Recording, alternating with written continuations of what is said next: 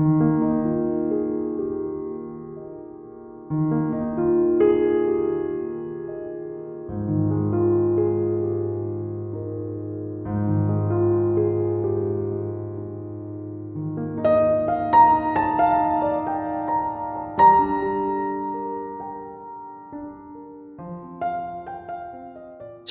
saudara-saudaraku yang terkasih, sesama orang yang beriman kepada Tuhan Yesus Kristus. Kiranya damai sejahtera dari Tuhan kita selalu menyertai kita. Mari kita memulai renungan ini dengan berdoa dan mengucap syukur kepada Allah Bapa. Bapa kami yang ada di dalam sorga, Engkau Tuhan yang bertahta di tahta Maha Kudus. Terpujilah nama-Mu ya Tuhan mengatasi langit dan bumi, sebab Engkau layak menerima segala pujian, kuasa, dan kehormatan. Bapa, kami mengucap syukur buat sepanjang hari ini yang telah kami lalui dengan luar biasa bersama-Mu. Engkau telah menyertai dan menolong kami, sehingga malam ini kami bisa kembali masuk ke dalam pelataran-Mu untuk menikmati persekutuan dengan-Mu.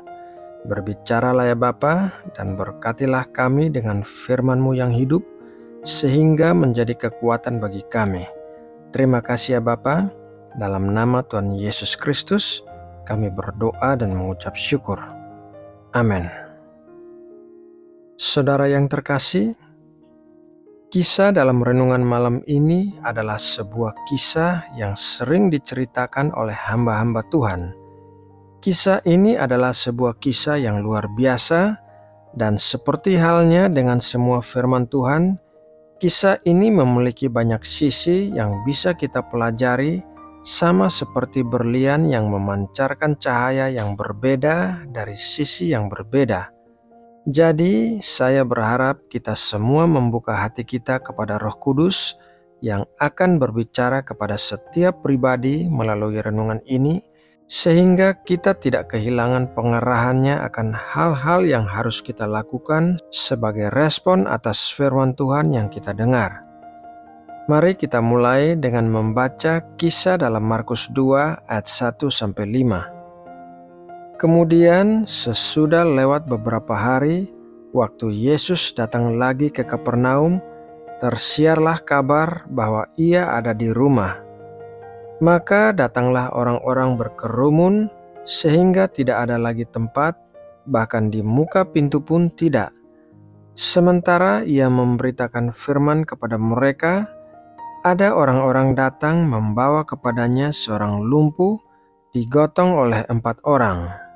Tetapi mereka tidak dapat membawanya kepadanya karena orang banyak itu, lalu mereka membuka atap yang di atasnya. Sesudah terbuka, mereka menurunkan tilam tempat orang lumpuh itu terbaring. Ketika Yesus melihat iman mereka, berkatalah ia kepada orang lumpuh itu, "Hai anakku, dosamu sudah diampuni." Dimanapun Tuhan Yesus berada, ia selalu dikerumuni oleh orang-orang yang memiliki kebutuhan. Orang-orang yang memiliki masalah selalu mencari Tuhan untuk menyelesaikan permasalahannya. Namun demikian, ketika mencari Tuhan untuk menyelesaikan permasalahan, perhatikanlah bahwa kita juga harus tunduk pada kedaulatan Tuhan, karena sama seperti yang terjadi pada orang lumpuh dalam kisah tersebut, Tuhan Yesus tidak langsung menyembuhkan kelumpuhannya, melainkan menuju ke sumber permasalahannya dengan mengatakan bahwa dosanya sudah diampuni.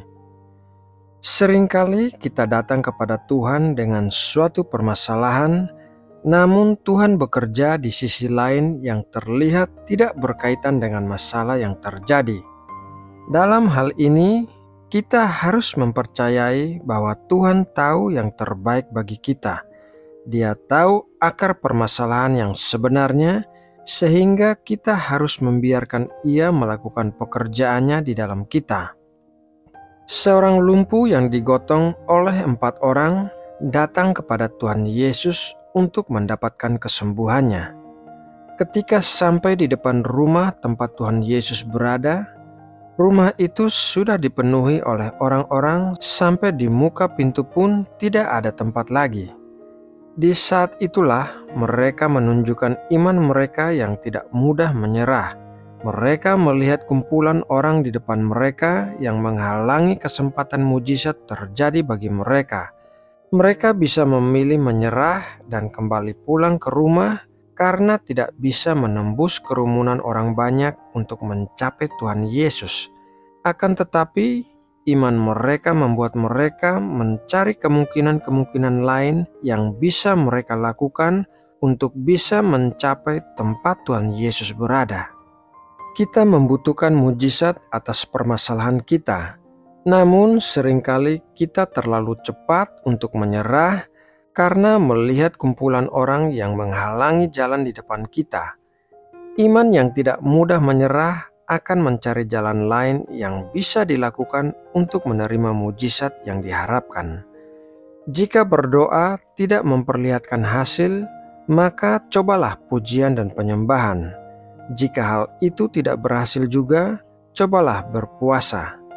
Iman yang tidak mudah menyerah akan berjalan memutari rumah, menaiki atap, dan melubangi atap untuk menjangkau Tuhan.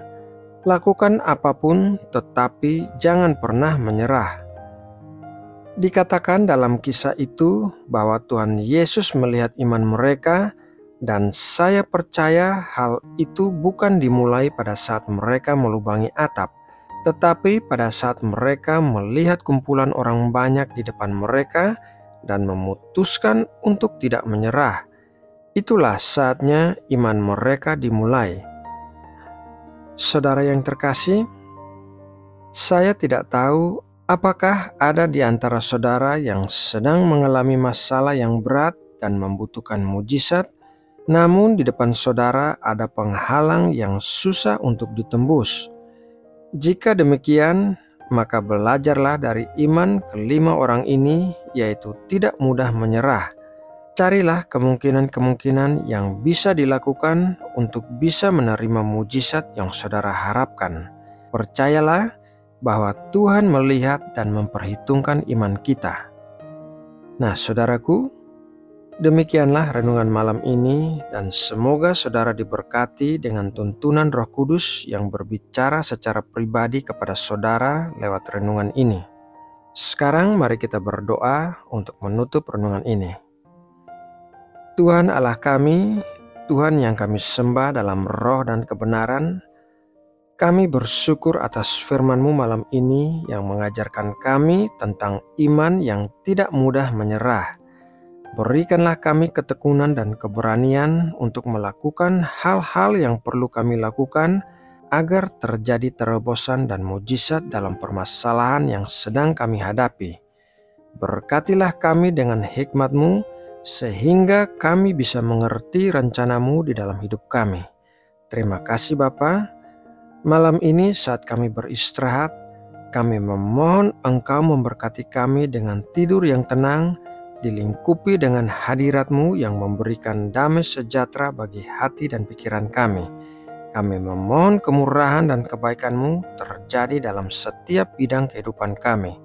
Kami memohon berkat berlimpah-limpah, supaya kami juga bisa menjadi berkat bagi orang lain. Terima kasih ya Bapa. Saat ini kami membawa bangsa Indonesia yang kami kasihi dalam doa kami. Kami memohon kesejahteraan bagi Indonesia, karena kesejahteraan Indonesia adalah kesejahteraan kami. Kami memohon Engkau melindungi negeri kami dari cuaca buruk apapun dan bencana-bencana alam. Biarlah kami mengawali tahun baru ini dengan penuh sukacita dan ketentraman. Terima kasih ya Bapa. Dalam nama Tuhan Yesus Kristus, kami berdoa dan mengucap syukur. Amin.